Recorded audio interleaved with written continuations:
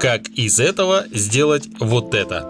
В прошлых выпусках мы переделывали управление лодки с румпеля на дистанцию и готовились к большому выезду в Алекминский район. И все равно все не вошло, как оказалось. Сейчас делаются такие небольшие доработки, все по мелочи. Лодка до выезда нам остается пара дней. И сейчас мы решили, так как у нас ходовой тент, соответственно, будет отапливаться автономным отопителем. И здесь есть нюанс, то есть когда пленка закрыта, то есть стандартная пленка от ходового тента, через нее не очень комфортно смотреть, идут преломления и так далее.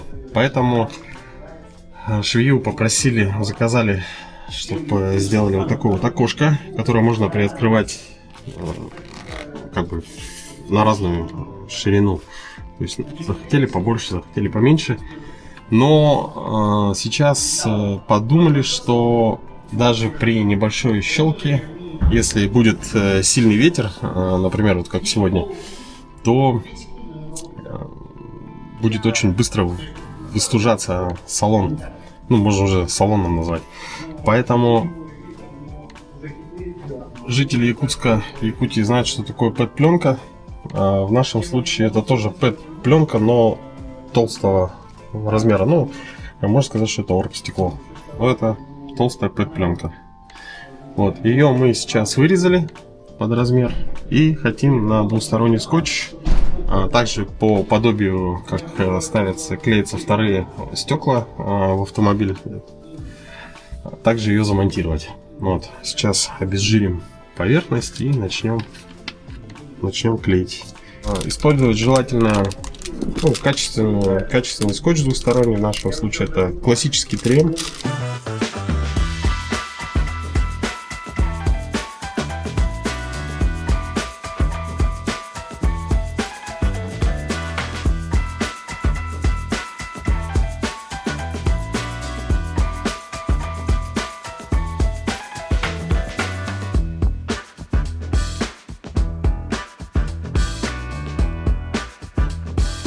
Так как дворники отсутствуют, было опасение, что дождь или снег будут помехой, поэтому ПЭТ-пленку дополнительно еще обработал средством антидождь. Так, ну, сейчас очень симпатично выглядит. Конечно, известно, что ПЭТ-пленка, она царапается со временем, но учитывая, что на реке мало песка, ну, пыли, да, как таковой, я думаю, должно, ну, по крайней мере, на поездку хватит, может, еще на следующий год. Ну, все зависит от того, как будет храниться.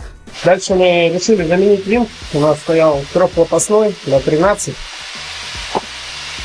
Он будет запасным, а это будет основным. Четырехлопастной тоже на 13.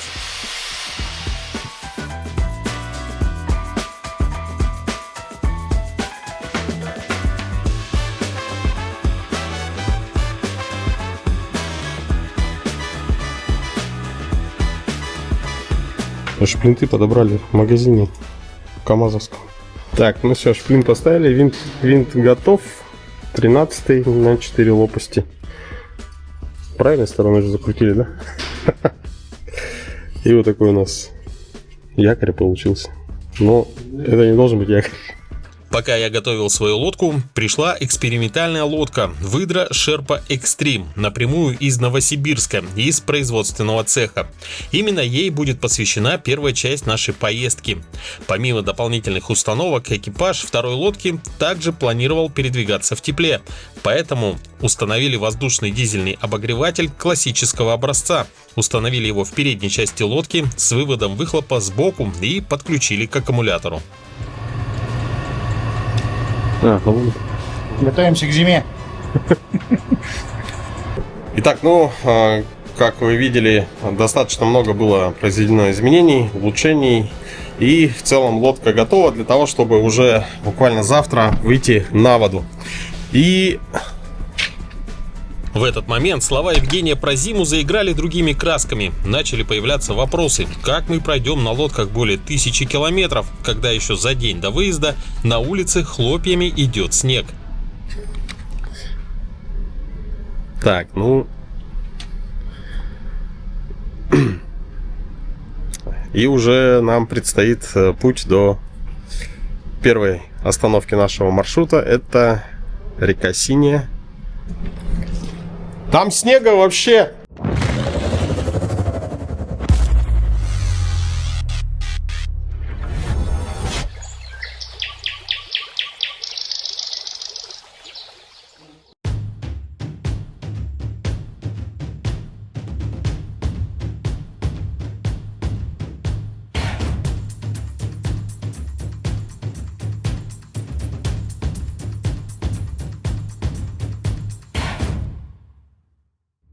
Итак, тот день выезда настал, наконец-то. Где-то 2 недели примерно подготовок.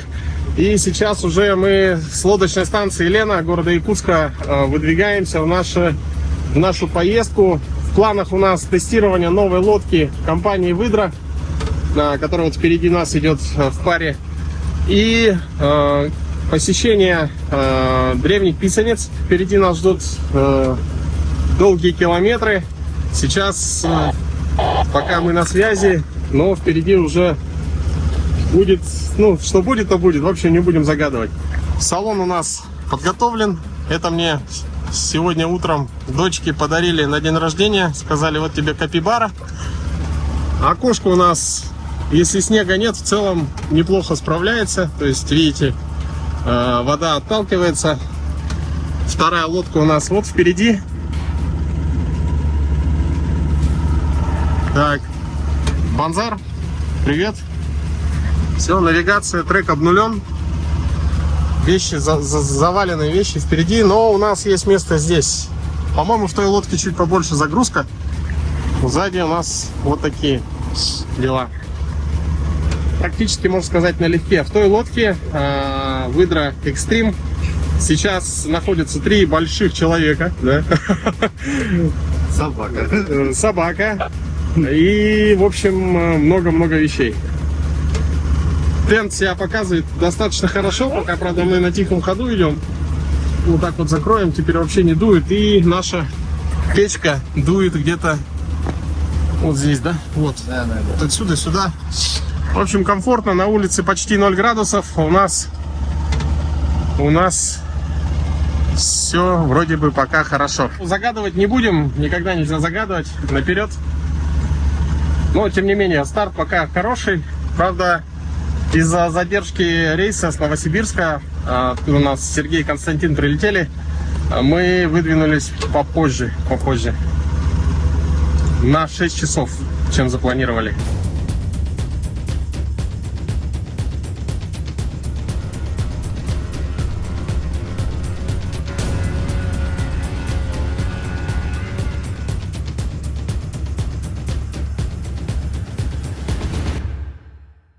Мы сейчас двигаемся, в целом на улице не так холодно, но тем не менее тент спасает в любом случае. Плюс у нас автономка, которая мы еще на базе ее заполнили. Вот сейчас попробуем перезапустить. Заправили полный бак.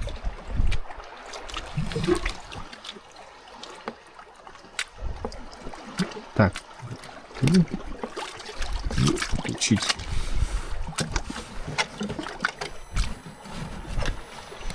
Для тестирования, когда собирали лодку, заполняли чуть-чуть дизеля, и вот, скорее всего, он закончился. Мы, кстати, сделали некоторые такие апгрейд небольшой, так как отопитель в непривычных для себя условиях работает, то есть он находится не около палатки, да, в таком стационарном виде. Он находится на улице, причем еще и большая тряска. И мы решили загерметизировать швы. Вот здесь сделали вот такую вот проставку дополнительную. И, соответственно, все швы постарались загерметизировать. Там у тебя выхлоп на тебя и дует. Все, ставьте, закрываем. Точно, закрываем. Нет, это только разогревается. Сейчас. Все. Сейчас запустили, заправили полный бак, 3,5 литра.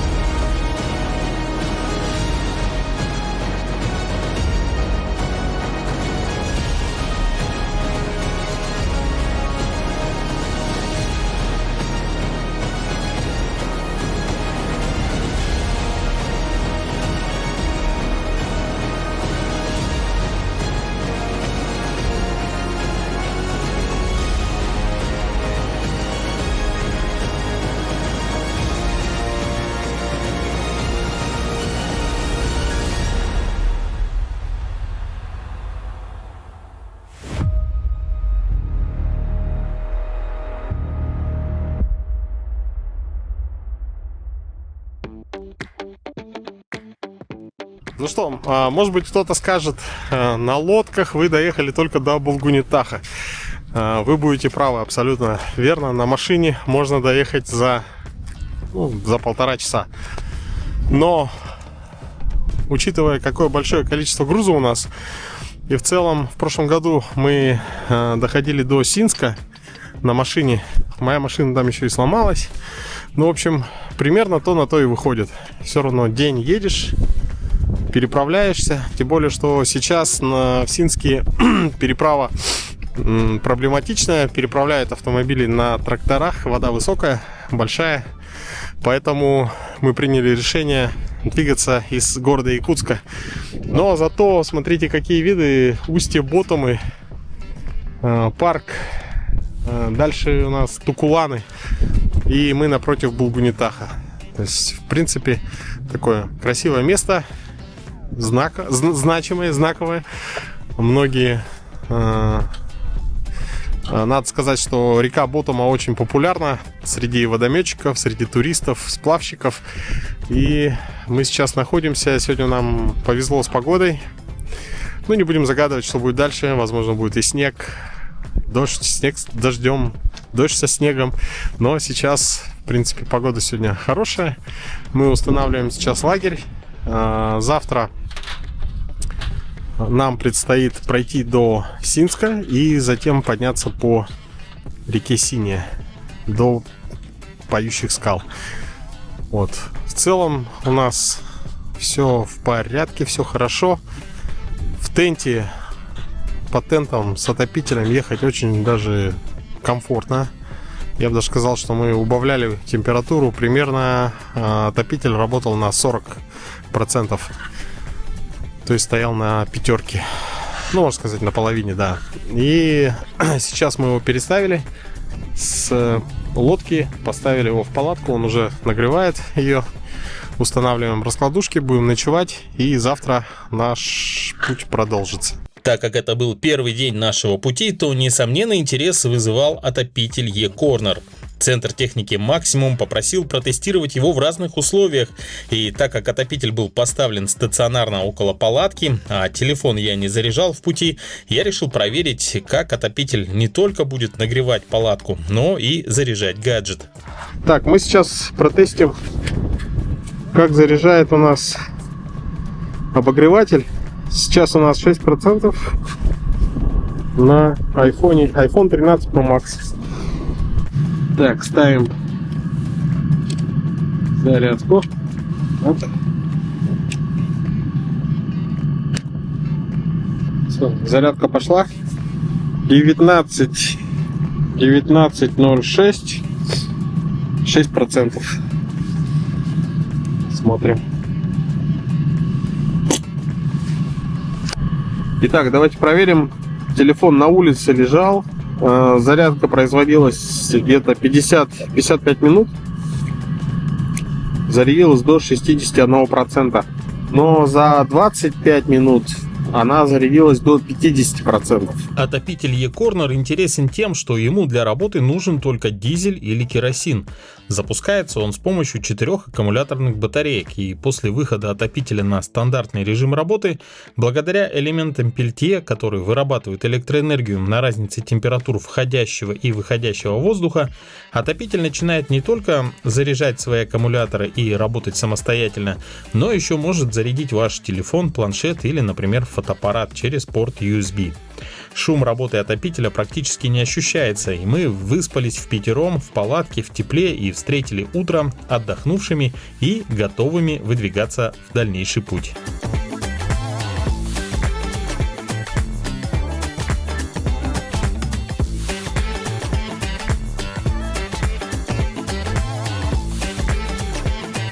Что касается второй лодки, где был установлен классический отопитель, то от тряски топлива стало просачиваться через крышку горловины. Уплотнив соединение и оставив продух для клапана, мы продолжили наш путь в тепле.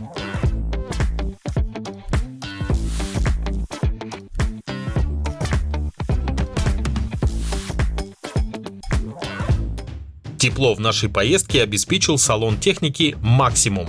Тут вы можете найти все для своих увлечений, от рыболовных снастей и лодочных запчастей до кемпинговых товаров, одежды, снегоходов и катеров. Центр работает ежедневно по адресу город Якутск, улица 50 лет Советской Армии, 77.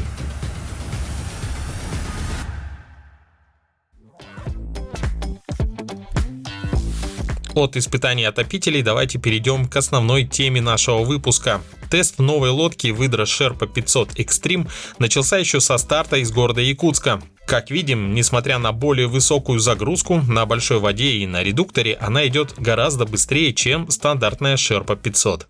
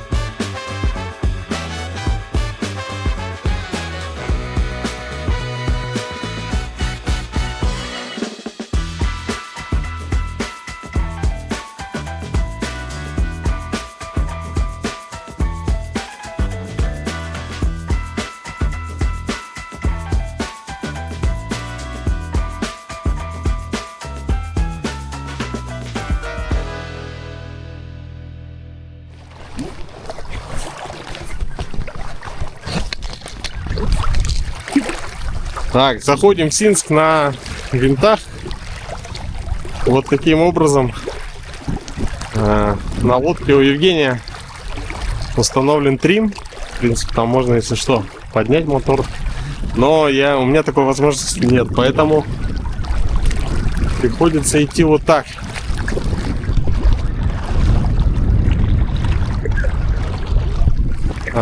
Если было более-менее песчаное дно, как бы можно было бы еще на моторе попробовать, но здесь у нас местами есть камни, поэтому, не зная брода, лучше перестраховаться. Брести по воде было не такой уж и хорошей идеей. Евгений, как только пришвартовал лодку, подошел на берег и по рации провел нас по глубине. В Синске нам предстояло пополнить запас топлива на подъем и спуск по реке Синяя. И, загрузив канистры в машину, мы поехали на заправку. Друзья, мы добрались до Синска. Валерий Прокопьевич сейчас на его полноприводном УАЗике мы сейчас заправим баки и далее завтра уже, потому что Сейчас уже вечер. Поднимемся по реке Синяя для непосредственно самого теста лодки Sherpa Extreme. Сейчас на заправку и потом будем останавливаться на ночевку. Планируя длительные поездки, нужно также тщательно рассчитывать топливо и знать, в каких населенных пунктах какой объем заправлять. В повседневной же жизни, в городе или поселке все это делается гораздо проще. В последнее время автозаправочные станции преображаются и становятся удобнее и технологичнее. Возьмем, к примеру, сеть АЗС Туймада Нефть, где не только можно заправиться и приобрести необходимые товары, но также можно воспользоваться бонусной программой, либо вообще не отходить от автомобиля и заправить его с помощью мобильного приложения Туймада Нефть.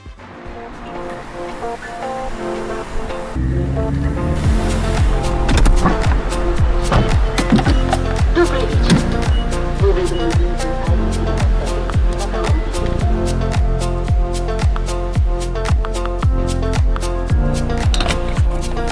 Спасибо, что выбрали Туймада Нефть. Испытано на себе. Так, у нас план ночевки следующий. Мы переправились через реку Синяя, и здесь замечательная база, которая называется Ямщицкое подворье. Сейчас мы на ней будем располагаться.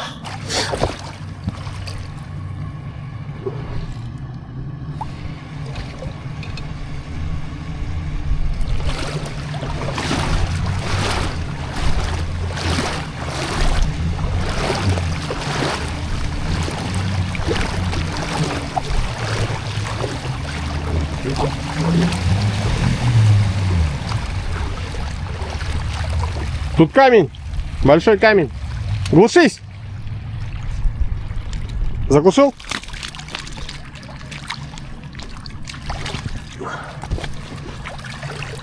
Камень здоровый, Костя. Подними еще мотор. А что у вас за веревка там? Все. Какую-то веревку намотали. Ну? Я думал, что не...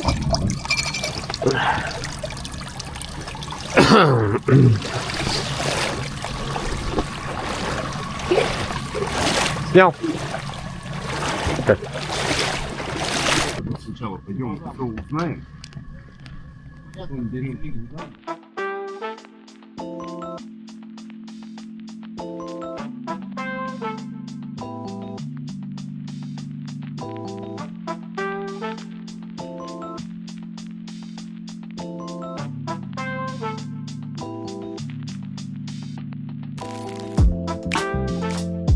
Утро нас встретило отличной погодой. Нам предстояло поменять редукторы на водометные насадки.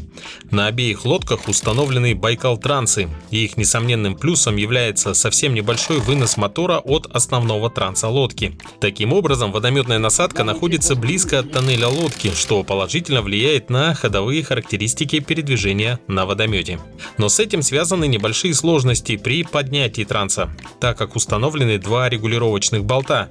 Их нужно поднимать аккуратно, либо одновременно, либо поочередно, чтобы транец не подклинил.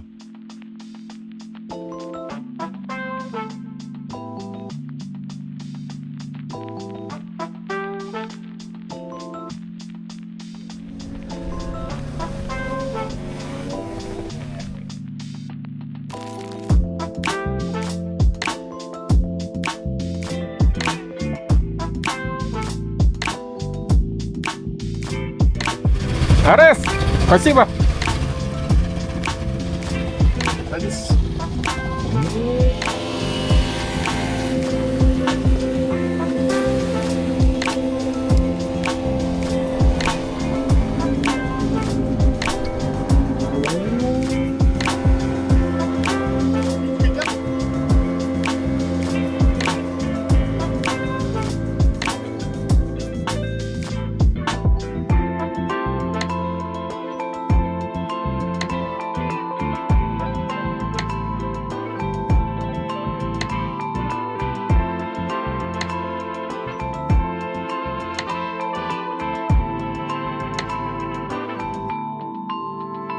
Yeah.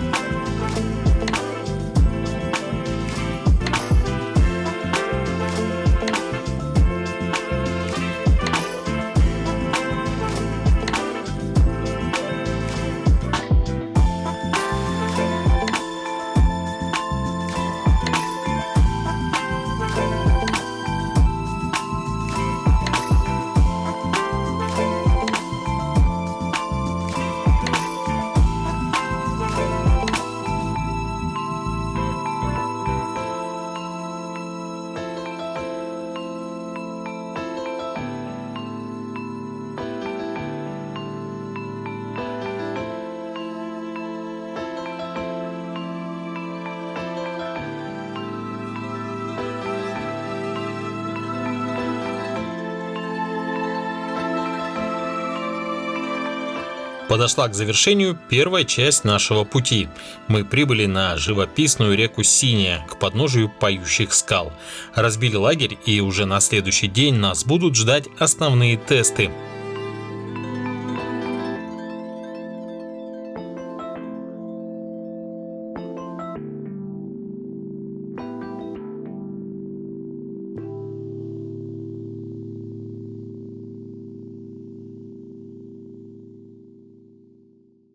Друзья, сегодня у нас именно тот день, когда мы непосредственно поговорим уже о новой лодке Sherpa Extreme.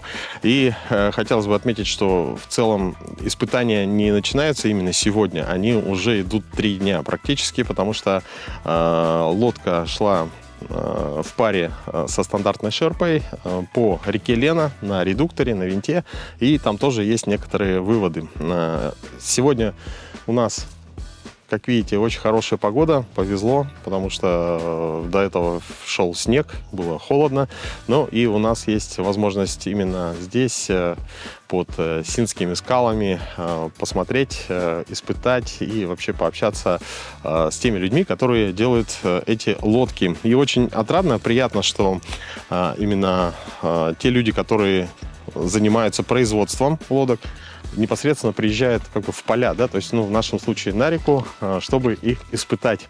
Итак, давайте познакомимся. Я думаю, наши постоянные телезрители, возможно, знают уже. Сергей Саранчин, руководитель производства лодок «Выдра». Сергей, на камеру приветствую.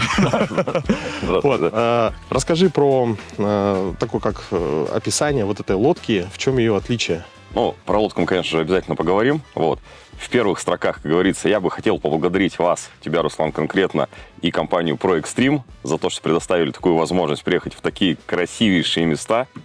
Я, как говорил, я сам с Якутии, но ни Ленские столбы, ни Синские столбы, вот эти поющие столбы я никогда не видел.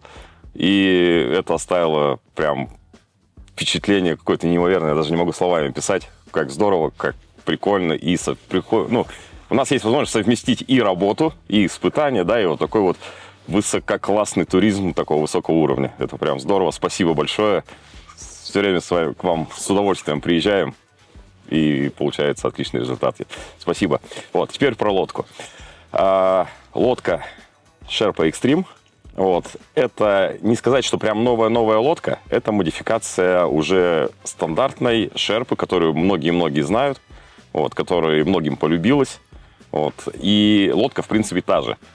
Но нам пришла в голову идея, что мы хотим сделать лодку более живучей, более выживающей в сложных местах. Поэтому и назвали Extreme, она для экстремальных мест. Но цель была сделать более живучую лодку. Как мы этого добились? И мне кажется, что мы этого уже добились, забегая вперед, наверное, да, перед тестами. Но что мы сделали? Основные отличия от стандартной шерпы. Можно, кстати, посмотреть. У нас рядом как раз 2 лодки стоит. Это стандартная типовая шерпа 2022 года выпуска. Она уже 3 года ходит, 3-й сезон. И что меня радует, она в отличном состоянии. Спасибо. И я знаю, что Руслан в сложные места ходил. И лодка по-прежнему в классном таком состоянии, в принципе, как новая. Итак, основные отличия. Первое основное отличие – это материал баллонов, а именно плотность материала. На Extreme использован материал плотностью 1450 грамм на метр квадратный. Стандартная Sherpa использован материал 1100 грамм на метр квадратный. Вообще лодки ПВХ надувные такого класса делают где-то от 850 до 1100. Здесь максимальный известный, на рынке, скажем так, да, используемый материал 1100. Здесь мы решили сделать 1450. Это первое основное отличие. Второе отличие, которое мы сейчас даже не сможем увидеть, оно кроется внутри дна. Во-первых, использован более плотный, опять же, материал переборок дна. Это позволяет, чем плотнее материал, тем он прочнее. И это позволяет нам усилить сами переборки. Это раз. Во-вторых, мы сделали усиление, дублирование швов. Переборка сделана таким Т-образным способом. Так идет ткань, и так к ней пришита ткань другая, и формируется переборка. А эта полоска клеится к дну. ну и к крышке, да, дна, если можно так сказать. Мы разработали специальный замок, вот, конструкция которого является коммерческой и производственной тайной, вот, с помощью которого мы усилили дополнительно вот это вот сочленение. Это одно из слабых мест любой лодки НД, потому что вот это сочленение может, ну, порваться, да, здесь максимальное усилие. Мы его усилили. Вот, это второе отличие. Третье отличие. Мы добавили еще один ряд аварийных баллонов. Мы это решение уже использовали в лодке Sherpa Everest. И мы решили, что это важно. И это хорошее решение. В классической шерпе внутри баллона сверху идут аварийные баллоны, скажем так. Когда вы, в случае, если будет пробитие борта, вот, борт свою форму не потеряет, потому что есть аварийный баллон. В экстриме аварийные баллоны идут как в верхней части, так и в средней части борта. То есть он двойной. Поэтому в случае, даже если такую ткань пробьешь 1450, всякое может случиться, у нас геометрия, она, ну, вообще максимально сохранится. Можно будет попробовать сдуть баллон, мы это сделаем, наверное, сегодня на тестах аварийный, и посмотрим, насколько у нас выдерживается вот эта вот геометрия лодки самой. Это важно, когда ты идешь полный грузом. Мы сегодня шли, у нас груза было вот так, мы сейчас лодку разгрузили, да, вот, 3 человек в лодке, полная лодка, если ее пробить и борта упадут, ну, будет очень тяжело, ну, дойти до того места, до которого тебе нужно дойти, потому что груз начнет валиться и так далее, да, вот. И это мы тоже сделали. Что еще? В лодке Sherpa Extreme мы комплектуем усиленными веслами. Эти весла себя уже тоже показали. Вот. Мы их использовали как багор. Мы залетали туда, куда не стоило залетать. Вот, повышали и отталкивались веслами и выходили. То есть весла прочные, и это идет в комплекте. Еще одно нововведение, которое мы применили в этой лодке, это новая форма и материал, из которого сделан интерцептор, туннель. Вот, можно пройти, посмотреть. Конечно же, наверное, мы не увидим это глазами, потому что он обклеен ПВХ-тканью. Но этот туннель сделан из стеклопластика.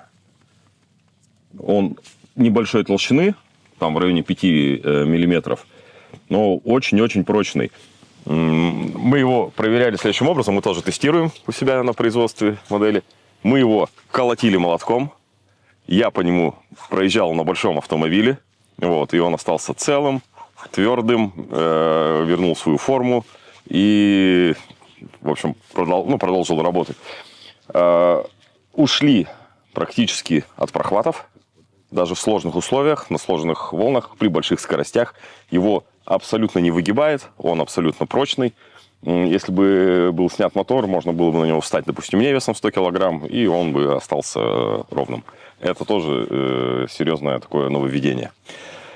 И хоть мы это не закладывали в цели проекта, но мы понимали, что вероятно так произойдет. Это действительно произошло, это подтвердилось при прохождении реки Лена в шторм.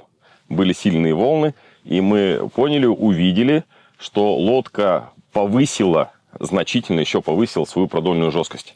Она стала еще жестче за счет того, что у нас жесткие материалы в бортах, в дне, дополнительные переборки. Усилились такие ребра жесткости, и лодка, она даже при большой волне, без каких-либо там усилений, да, она идет как струна. Вот, и один из капитанов, он даже сравнил эту лодку с катером. Что иду как на катере. Вот, очень-очень жестко. Вот. В принципе, все. Это основные нововведения. Вот. Мы сейчас продолжим тесты, мы продолжим ходовые испытания на скорость, испытания на грузоподъемность. Все это будем делать, нам это очень интересно. Вот. И продолжим для вас совершенствовать наши лодки. Испытано на себе. Тест, который сейчас сделаем, он нетипичный. Дело в том, что мы сейчас будем нагружать нос лодки, носовую часть живым весом. Сначала сделаем это на Sherpa Extreme, а потом на стандартной Sherpa 500.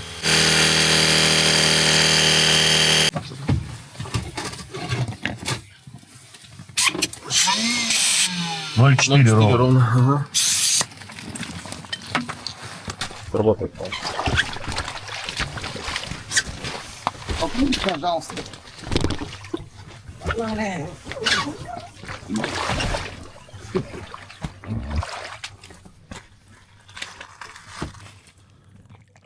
Итак, руководство лодок выдра в носу.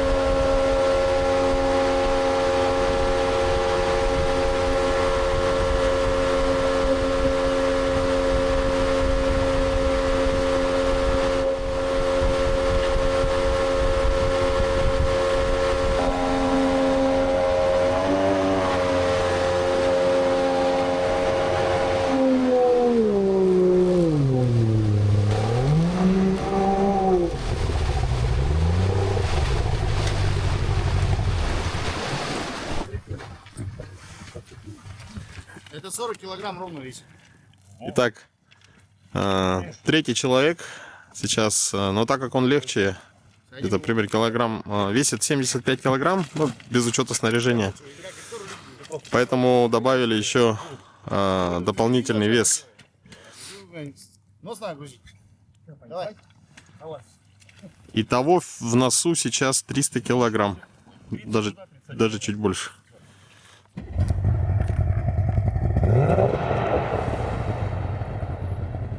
Как видите, мотор даже приподняло, не в типичном положении.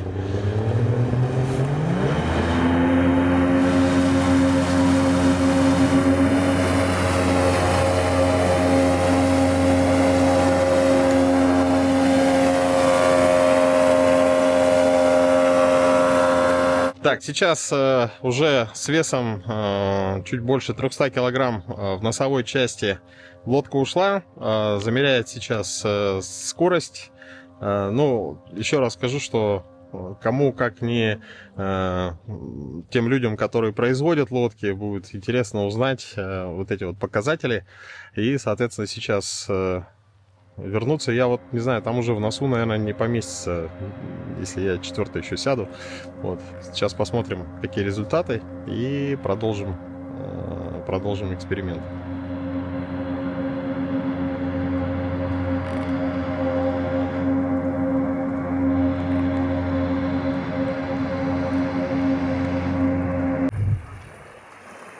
Давай,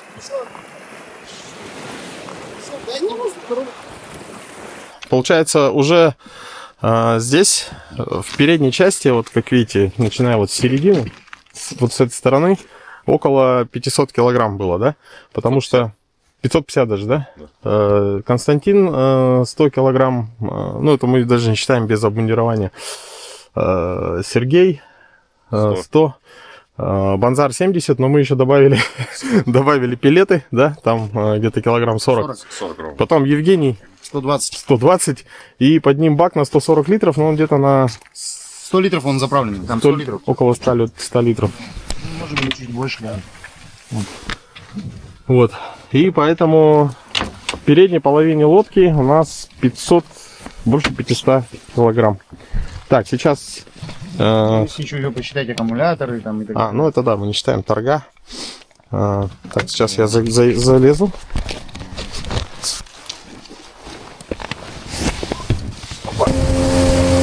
Момент ориентировка неправильная, но 21 километр. Ага. Против течения. Против течения идем 21. Вот так вот это выглядит. Здесь.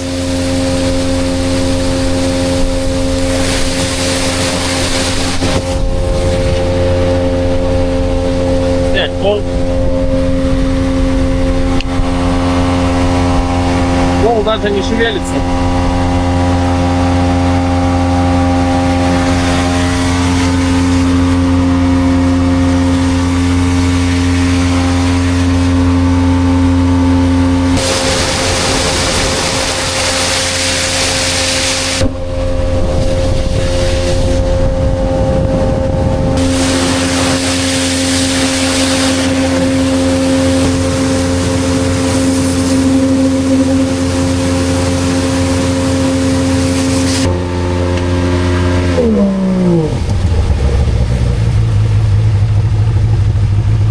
даже разницы нету, он даже не шевелится. Вообще не шевелится. Давай это, адекватно сделай сейчас рассадку. Не-не. Давай вот этот мешок. Вот этот 40 килограмм. Дайте сюда. А зачем?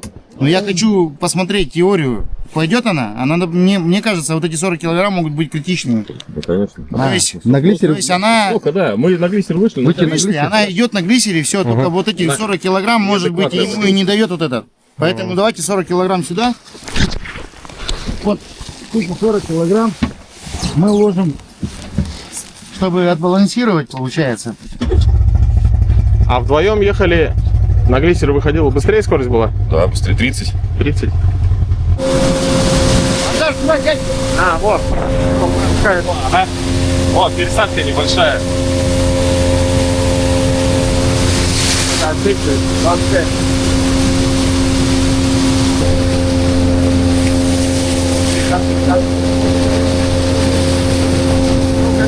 Мелко.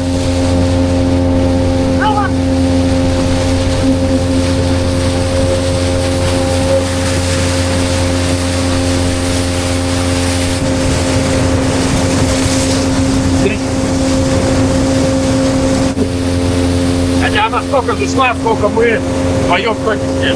Да, тоже 30.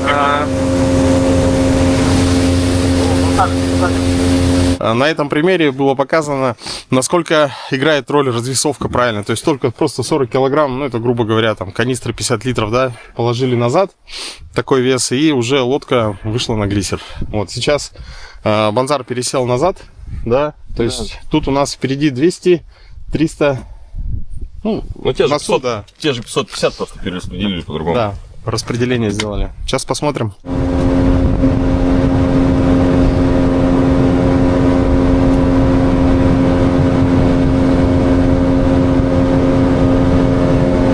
Скорость течения здесь примерно сейчас где-то километров 7, да?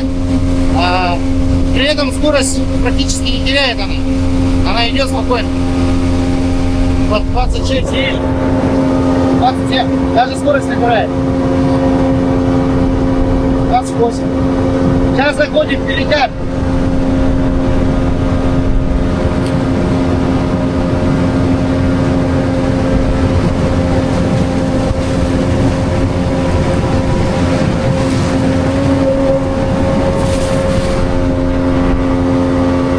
Держи, 27, по перекату прошла, не потерял. 35. 36. 38. Этот груз мы прогоняем вот так, один и тот же. Сейчас Руслан сядет на корму, я останусь. А потом я сяду на корму, посмотрим, как все поменяется. То есть я нет не могу. Да, то есть мы всех отсюда да, потихонечку туда Давай. перейдем. Давай, согласен.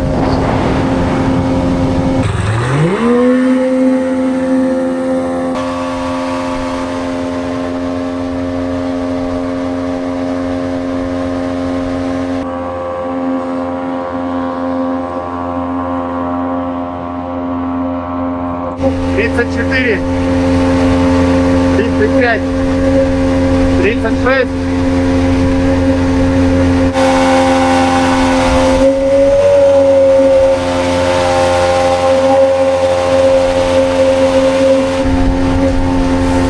Сорок один.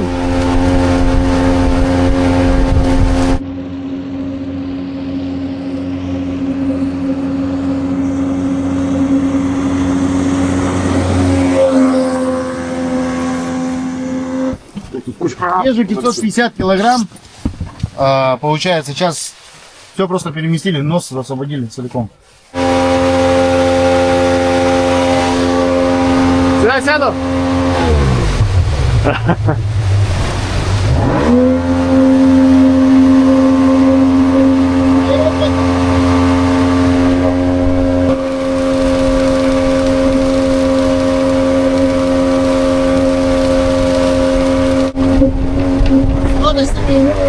На дорогу, то есть 40, 41,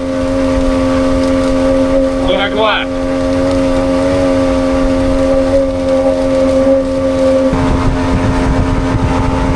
Сейчас надо посадить Костяна. Вперед! Замерим.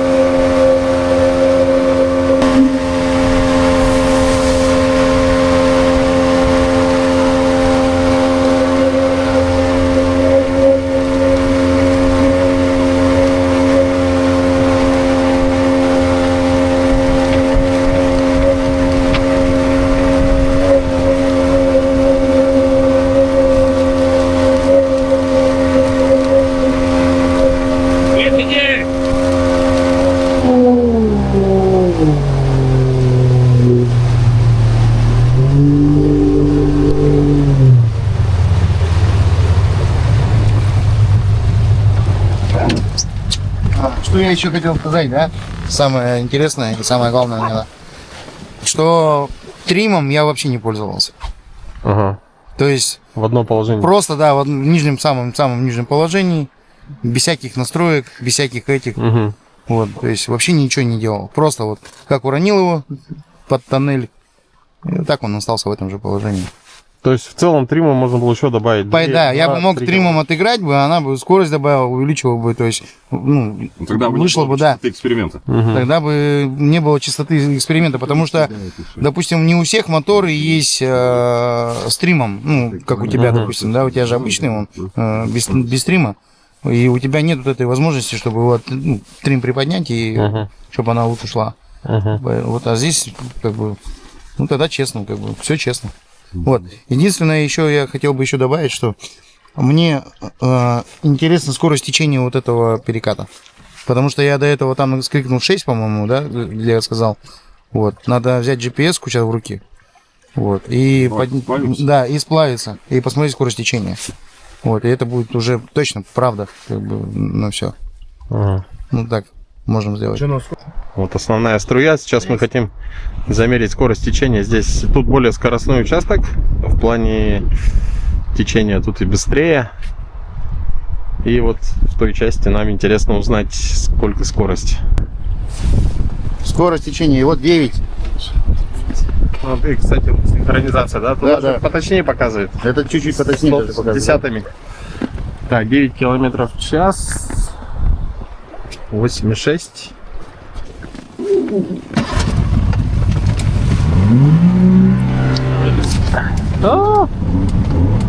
Тихо, тихо, тихо. Лайфхак. Так, для чего нужно весло усиленное? Смотрим. Но это я покупал отдельно. Усиленное весло. Итак, мы сейчас сделали несколько заездов. Мы распределяли груз, то есть с носа на корму, подгружали лодку, только вот живым весом. И получается, здесь какие можно сделать выводы? Ну, первый вывод. Равномерная загрузка, она важна. И правильная загрузка, она важна. Вот. Мы для себя сделали вывод, что оптимально загружать примерно середина 35% груза, который есть, на корму 45 и оставшиеся 20 на нос. Вот. И если это делать в начале похода, у нас потихонечку корма разгрузится, потому что, как правило, баки стоят на корме, ну и бензин уходит с кормы, и потихоньку все перераспределится до 35%, ну, примерно по 33%, и будет абсолютно равномерная загрузка, и вот в этих диапазонах загрузка оптимальная. Самые лучшие результаты лодки показали именно в такой загрузке. Да, показалось, что когда лодка идет чуть под загруженным кормой, то есть у нее, понятно, пятно контакта меньше, и, соответственно, она быстрее идет. Да. А со временем, когда бензин заканчивается, соответственно, она выравнивается. И в целом тоже хороший результат. В целом тоже хороший результат и управляемость. Мы тестировали, когда полностью увидели на корме, все сидят на корме, там все 600 килограмм, это задняя часть лодки. Лодка очень тяжело выходит на глиссирование, но если ее вывести, у нее результаты по скорости выше, но значительно теряется управляемость, вот, комфорт, она начинает немножко дельфинировать и так далее. Поэтому надо понимать, что загрузка носа важна. Вот. И что еще важно, когда мы тестировали троем, и лодка бороздила, ну, с носа, да, мы перенесли всего лишь 40 килограмм на корму, и положение изменилось прям коренным образом. Лодка пошла прям гораздо лучше. Поэтому даже 40 килограмм важны. Хотя, казалось бы, такая мелочь. В 650, да, там 40. Да. В общем, надо обращать внимание на это дело. Ну а сейчас мы уже перейдем непосредственно к самому названию этой лодки Sherpa Extreme и, как это можно сказать, сделаем... Экстремальный тест. Экстремальный тест, да. Потому что мы сейчас с Сергеем загрузимся в лодку и спустим баллоны. Напомню, что здесь в Sherpa Extreme находится 2 аварийных баллона в каждом борту. Вот, ну, пожелайте нам удачи. Поехали. Сергей готов? Поехали. Ну, если честно сказать, немного волнительно, потому что специально-то, конечно, никто не делает на воде. То есть, чтобы вот так взять и просто спустить баллоны. Но у нас уже был опыт на Шерпе Эверест. Мы спускали не то что баллоны боковые, но и дно, потому что там есть усиленное дно и также усиленные аварийные баллоны. Так, мы далеко от лагеря не отходим. По понятным причинам. Да. Давай, какой выбираем, левый или правый баллон? Так, давай. Давай начнем спускать правый, наверное. Все равно, давай, правый. Вот тот, да? Так, но напомним, да, что аварийные борта, они идут вот здесь и вот здесь. В двух отсеках. Здесь есть аварийный борт и здесь есть аварийный борт. Клапана, соответственно, этих аварийных бортов, они находятся одного здесь, второй вот там. Сначала мы спускаем, имитируем пробой одного из бортов и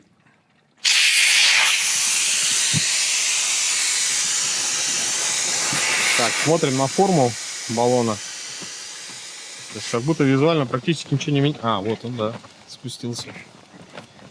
понятно, он потерял свою упругость. Вот здесь видно, там явно что. Вот пока он продолжает спускаться, здесь видно явно, что вот у него. Ну, это достаточно такое, как бы, распространенное, да, из неисправностей. То есть, что может случиться на реке, там, об скалу, об скальник, об камень. Можно, конечно, в неприятном стечении обстоятельств пробить борт. Да, и мы видим, что вот у нас, не знаю, можно снять вот этот вот целый баллон и пробитый. Конечно, на вид изменилось, видно, что он, да, действительно пробит, он пустой, но вот аварийные баллоны позволяют вот форму держать. Высота у нас... Даже торга держится. Да, торга даже держится. У нас высота особо не изменилась. Так, попробуем на глиссер выйти.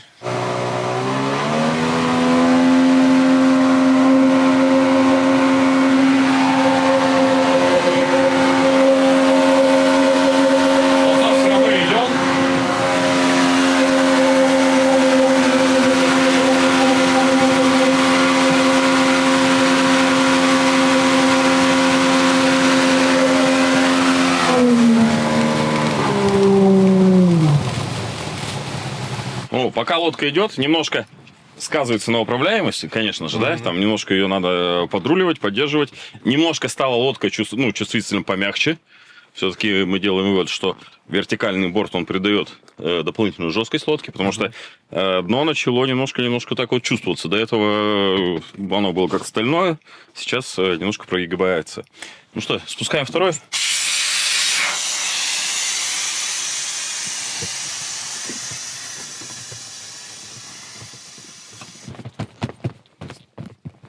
Вон, борт спущен. Мы отдаем себе отчет, что при реальном пробое или разрыве ткани туда будет попадать вода, все будет сложнее. Вот, но тем не менее, мне кажется, на живучесть лодки это повлияет очень сильно. В принципе, мы видим сейчас при спущенных баллонах даже, да, вот если вот пробили резко оба, почему-то как-то два, но высота осталась так же. Вот я сижу на баллонах, как сидел. Ну тут ящик, тут фанера, но тем не менее, да, все это держится, все стоит, у нас стоит торга, стоит тент, форма сохраняется.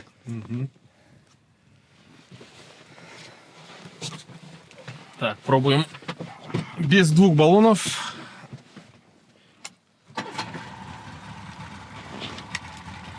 Посмотрим управляемость лодки и как она выходит на глисс.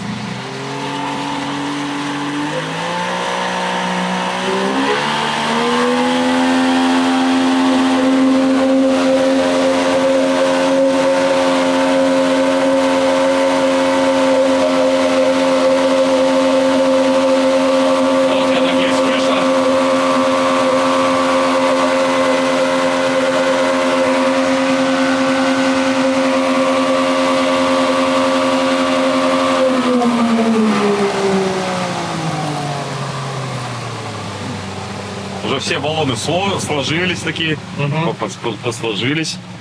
Видно, но достаточно неплохая скорость. Ну, то есть она глиссирует, учитывая то, что мы, в принципе, на пустой, если даже груз будет какой-то, все равно шанс того, что что-то выпадет из лодки, да, или какие-то вот такие нюансы минимальные. То есть, ну, смотрите, вот все вещи лежат. Баллоны как будто просто забыли подкачать. Да, да, да. Здесь вот складываюсь больше.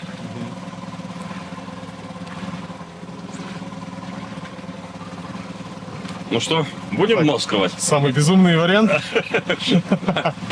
Так, Думали, стоит это я делать предлагаю или- подъехать ближе к лагерю. Хорошо. Потому что это на самом деле страшно. И закрепиться веревкой, да? Может быть, да, даже надо будет привязать веревку к лодке, потому что, ну, то, что мы хотим сейчас сделать, это точно достаточно опасно. Мы сейчас полностью спустим баллон. Но. В отличие от Эвереста, тут нет никаких дополнительных баллонов. И есть интерес посмотреть, насколько, да, будет... Ну, насколько лодка выживет, насколько она останется на воде.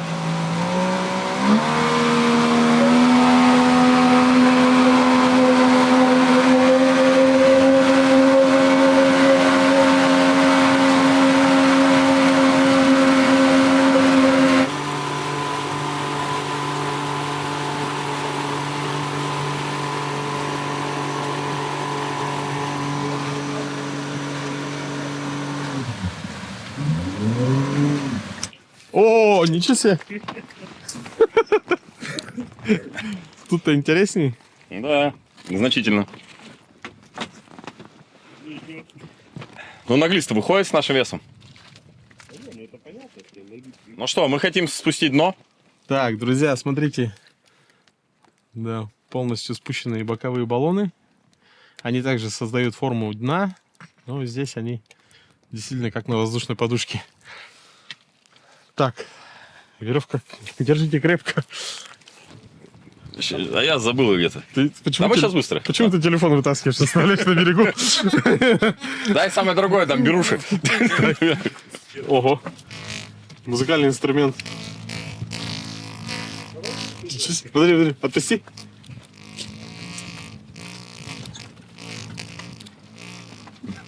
Мне кажется, это нам кто-то говорит, не надо. Не надо.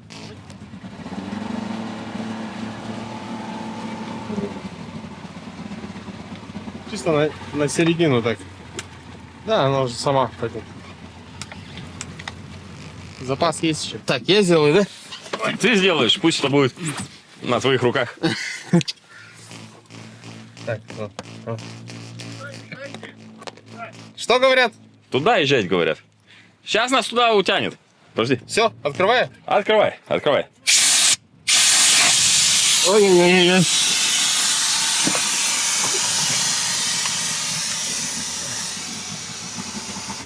Ну, она на плаву. Вот мы на плаву. Нас к берегу прибил. У нас сейчас там наши друзья нас сейчас. Снова оттолкнуть. Надо отцепить сейчас веревку.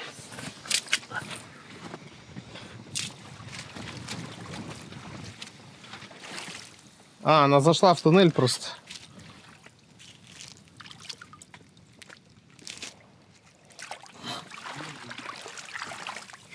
Там у Кости ребус. Что там? Ты мне ее дай? Кидай. Назар, поднатяни ее. Вот это. Держи край, который. Надо его из-под этого вытащить. Видно. То есть ты говоришь, что мы можем сейчас попробовать поехать на моторе, да? Мы можем сейчас попробовать поехать, да? Так, ну нас нужно ее отвязать. Но веревки не хватит, поэтому, мне кажется, надо это. А, ну давай. Просто тебе разворачиваться надо будет плохо на меня. По берегу. Ну что, можно снять дно, да? Ну, абсолютно. Все, клапан открыт. Клапан у нас открыт. Воздух. Вот сейчас, скорее всего, будет интересная штука происходить.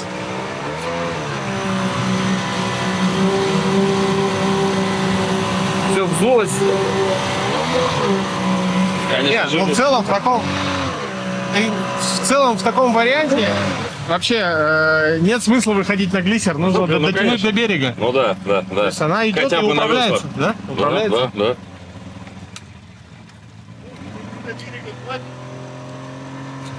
Все, камера. Мы идем по милям. Так, стоп. Вырубай пока. Вот, мы сейчас находимся, опять же, в полностью спущенной лодке. Мы предусмотрели такой вариант, что пробиты оба баллона и дно. Например, прошла какая-то, ну, обо что-то поперек пролетели, какое-то бревно, какой-то скальник, был порез прям на всю лодку, да.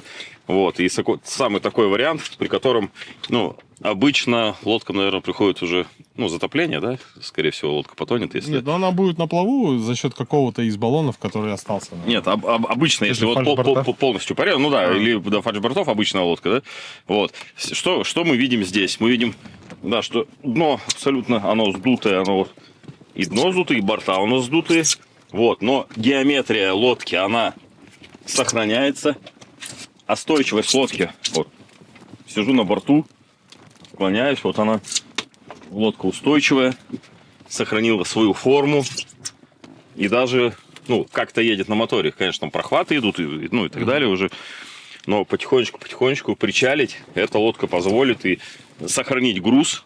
Груз полностью будет сохранен, потому что геометрия-то она сохранилась. Она практически до носа так идет, да?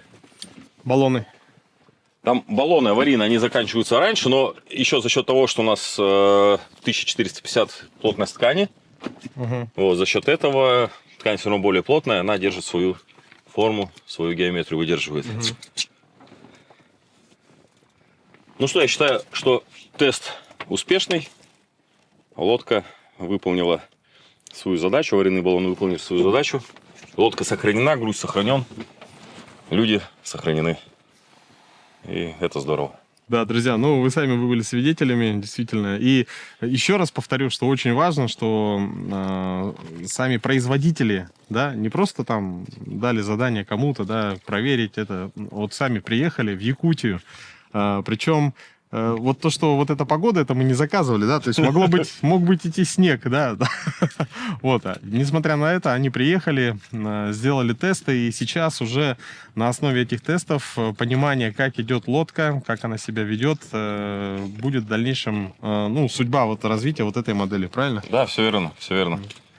Так, ну, а нам сегодня предстоит возврат в Синск, далее у нас продолжится наше путешествие. Ну, а Сергей и Константин с полученными результатами будут возвращаться в Новосибирск и, соответственно... На производстве работать дальше. На производстве работать. На благо выдроводов. На благо всех выдроводов. Да, вот. Ну, друзья, всем успехов и смотрите нашу программу «Испытываем на себе» на канале Якутия-24.